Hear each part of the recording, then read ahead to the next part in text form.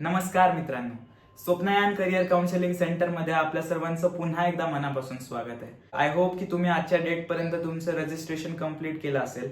ज्यांनी अजूनही registration complete केलेलं नाहीये त्यांनी लवकरात लवकर तुमचं रजिस्ट्रेशन करून घ्या. कारण की जर यानंतरची जी स्टेप आहे डॉक्युमेंट व्हेरिफिकेशनची, त्यामध्ये जर काही त्रुटी आढळल्या तुमच्या डॉक्युमेंट्समध्ये, तर ते निस्तरण्यासाठी आपल्याला शेवटच्या 2-3 दिवसाचा एक बफर टायमिंग गरजेचा असतो. त्यामुळे आता आज उद्या या 2 दिवसामध्ये तुमचं रजिस्ट्रेशन कुठल्याही हालतीमध्ये कंप्लीट करून घ्या, जेणेकरून जी स्टेप आहे डॉक्युमेंट व्हेरिफिकेशनची त्याच्याकडे आपल्याला वळता येईल. आता सर्वात महत्वाची गोष्ट म्हणजे ज्यांनी आता रजिस्ट्रेशन केलेलं आहे त्यांचं रजिस्ट्रेशन खरंच कंप्लीट झालंय का? कारण की जोपर्यंत तुम्ही तुमच्या नंबरवर आलेला ओटीपी टाकून तुमचं रजिस्ट्रेशन कन्फर्म करत नाही तोपर्यंत तुमचं रजिस्ट्रेशन प्रोसेस कंप्लीट होत नाही.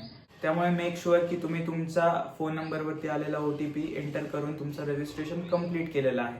त्यासोबतच रजिस्ट्रेशनच्या सगळ्यात शेवटच्या टप्प्यामध्ये तुमचं रजिस्ट्रेशन फॉर्म प्रिंट करून घ्या. जर तुम्ही घरातून फॉर्म भरत असाल तर त्याचं जे PDF आहे ते डाउनलोड करा आणि कुठल्या तरी नेट कॅफेवर जाऊन त्याची प्रिंट आउट काढून घ्या. कारण की हा जो रजिस्ट्रेशन फॉर्म आहे हा आपल्याला डॉक्युमेंट व्हेरिफिकेशनला घेऊन जायचा असतो, तिथे त्याची गरज पडते. आता रजिस्ट्रेशन करताना तुम्ही तुमचा स्क्रुटनीचा मोड सिलेक्ट केला असणार, आयदर ऑनलाईन स्क्रुटनी और ऑफलाईन स्क्रुटनी. जर ऑनलाईन सिलेक्ट केला असेल तर आता तुम्हाला काही एक करण्याची गरज नाही, आता फक्त तुम्हाला वेट अँड वॉच करायचंय. तुमचं registration CET cell through complete होईल ऑनलाईन पद्धतीने आणि रजिस्ट्रेशनचं स्टेटस जे आहे ते तुम्हाला तुमच्या CET सेलच्या लॉग इन मध्ये कळणार आहे. तर आता तुम्हाला काही करायचं नाही आहे, फक्त CET सेलच्या साईटवरती जाऊन तुमच्या लॉग इन दिवसातून 2-3 वेळेस चेक करायचं आहे की तुमच्या व्हेरिफिकेशनचं स्टेटस आलंय का. जर स्टेटस व्हेरीफाईड दाखवत असेल तर वेल अँड गुड. तुमचं जे एक्नॉलेजमेंटची PDF येईल त्या तुमच्या लॉग इन मध्ये त्याची फक्त एक प्रिंट आउट काढून ठेवा, कारण ही आपल्याला ऍडमिशन प्रोसेसमध्ये पुढे लागणार आहे. तर राहिला प्रश्न ज्यांनी ऑफलाईन व्हेरिफिकेशन सिलेक्ट केलेलं आहे. तुमच्यापैकी मेजॉरिटी लोकांनी मला माहिती आहे ऑफलाईन स्क्रुटनीच सिलेक्ट केलेली असणार.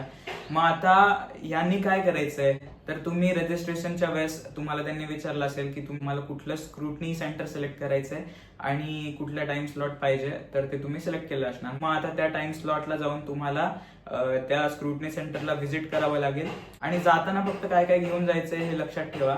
तुमचा जो रजिस्ट्रेशन फॉर्म तुम्ही प्रिंट केलेला आहे हा रजिस्ट्रेशन फॉर्म तुम्हाला तिथे घेऊन जायचा आहे. त्यासोबतच तुम्हाला तुमचे सगळे ओरिजिनल डॉक्युमेंट्स घेऊन जायचे. आता हे जे डॉक्युमेंट्स आहेत हे ओरिजिनल डॉक्युमेंट्स आपल्याला फक्त त्यांना दाखवायचे, कोणीही ते तुमचे ठेवून देणार नाही. आता ओरिजिनल डॉक्युमेंट सोबतच तुम्हाला तुमच्या डॉक्युमेंट्सच्या 2 झेरॉक्स सेट घेऊन जायचे. आता या झेरॉक्स तुम्ही काढाल तर या कुठल्या ऑर्डरमध्ये अरेंज करून ठेवायच्या ते मी तुम्हाला सांगतो. तुमचा जो रजिस्ट्रेशन फॉर्म असेल त्याच्यामध्ये तुम्ही कुठले कुठले डॉक्युमेंट अपलोड केलेत याची एक यादी असणार. या यादीमध्ये ज्या सिक्वेन्समध्ये ते डॉक्युमेंट्स दिलेले आहेत त्याच सिक्वेन्समध्ये तुम्हाला ते झेरॉक्सचे सेट प्रिपेअर करायचे आणि ते घेऊन जायचे. त्यापैकी एक सेट स्क्रुटनी सेंटरवाले त्यांच्याकडे ठेवून घेतात आणि एका सेटवरती तुम्हाला त्या स्क्रुटनी सेंटरचा सही शिक्का मिळतो. आता हा दुसरा सेट ज्याच्यावरती स्क्रुटनी सेंटरचा सही शिक्का आहे हा सेट व्यवस्थित तुमच्याकडे जपून ठेवा. ऍडमिशन प्रोसेसमध्ये आपल्याला ह्या सेटची गरज पडणार आहे. आता महत्वाचा मुद्दा, जर तुमच्या डॉक्युमेंटमध्ये काही त्रुटी आढळल्या त्यांना तर काय करायचं. तर अशा केसमध्ये मी तुम्हाला एक छोटंसं उदाहरण देतो म्हणजे तुम्हाला व्यवस्थित लक्षात येईल. तर एखादा विद्यार्थी आहे ज्याचं इन्कम सर्टिफिकेट त्यांनी अपलोड केलं होतं पण ते चालू वर्षाचं नसून मागच्या वर्षीचं असेल.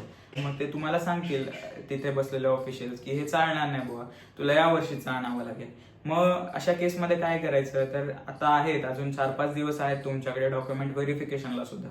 मग तुम्ही ते तहसीलमध्ये जाऊन अप्लाय करू शकता आणि त्याची जी रिसिप्ट आहे ती सध्याला त्यांना देऊन व्हेरीफाय करून घेऊ शकता. मग त्यानंतर जेव्हा आपल्याकडे ती येईल तेव्हा आपण ते त्या ऍडमिशनच्या प्रोसेसच्या वेळेस ते देऊ शकतो. किंवा असंही होतं बऱ्याच वेळेस की तुमचं एक सर्टिफिकेट दुसऱ्या सर्टिफिकेटच्या जागी अपलोड झालंय, कास्ट सर्टिफिकेटच्या जागी कास्ट व्हॅलिडिटी अपलोड झालंय आणि व्हॅलिडिटीच्या जागी सर्टिफिकेट अपलोड झालंय. मग अशा वेळेला ते सांगतात तुम्हाला की असं असं झालंय. मग तिथेच बसून त्या व्हेरिफिकेशन सेंटरमध्ये बसूनच ते तिथे परत एकदा रिअपलोड करायचं आणि मग लगेच व्हेरिफिकेशन कम्प्लीट करून घ्यायचं. आता सगळ्यात शेवटचा आणि सगळ्यात महत्वाचा मुद्दा म्हणजे रिसिप्ट कम एक्नॉलेजमेंट.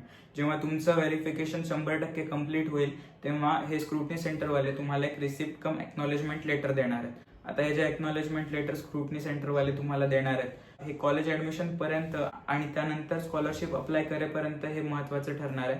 त्यामुळे हे व्यवस्थित सांभाळून ठेवा. आता ह्याच सगळ्या गोष्टी होत्या व्हेरिफिकेशन बद्दल, त्यामुळे एक डेडिकेटेड व्हिडिओ स्पेशली याच्यावरती आणला की तुम्हाला सगळ्या गोष्टी व्यवस्थित क्लिअर होतील. तुम्हाला काही अजूनही अडचणी असतील, काही डाऊट्स असतील तर आमचा व्हॉट्सअप नंबर खाली दिलेला आहे. त्यासोबतच तुम्हाला आमची पर्सनल काउन्सिलिंग हवी असेल तर आम्हाला व्हॉट्सअपवरती कॉन्टॅक्ट करा. आपण पुढच्या गोष्टी प्रोसेस करू. चालेल, तर मग भेटूया पुढच्या व्हिडिओमध्ये.